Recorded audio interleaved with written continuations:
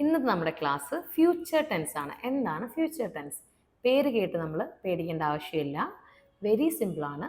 നമ്മൾ ഇനി സംഭവിക്കാൻ പോകുന്ന ഏതൊരു കാര്യവും, ഇനി ചെയ്യാൻ പോകുന്നത് അല്ലെങ്കിൽ ഇനി നടക്കാൻ പോകുന്നത്, അങ്ങനെയുള്ള ഏത് കാര്യവും നമ്മൾ ഫ്യൂച്ചർ ടെൻസിലാണ് പറയുന്നത്.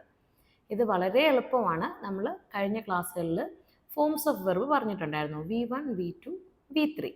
ഇതിൽ നമ്മളെപ്പോഴും V1 ആണ് ഫ്യൂച്ചർ ടെൻസിൽ ഓർത്തിരിക്കുക. ഇത് വളരെ ഇമ്പോർട്ടൻ്റ് ആണ്. എപ്പോഴും ഫ്യൂച്ചർ ടെൻസിൽ നമ്മൾ V1 ആണ് യൂസ് ചെയ്യുന്നത്.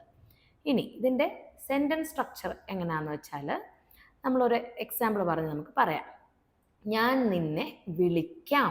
ഇപ്പോൾ ഇവിടെ നമ്മൾ വിളിക്കാം എന്നാണ് പറയുന്നത്. അത് ഇനി നമ്മൾ ചെയ്യാൻ പോകുന്ന ഒരു കാര്യമാണ്.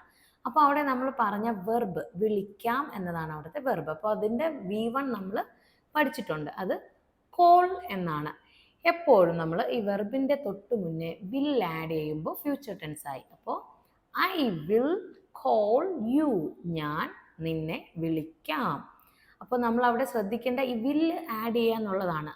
ഞാൻ എന്നുള്ളത് ഐ ആണെന്നും നിന്നെ എന്നുള്ളത് യു ആണെന്നും വിളിക്കുക എന്നുള്ളത് കോൾ ആണെന്നും നമുക്കറിയാം. ഇവിടെ നമ്മളൊരു വില്ല് എപ്പോഴും വെർബിൻ്റെ മുന്നിൽ ആഡ് ചെയ്ത് കൊടുക്കുക.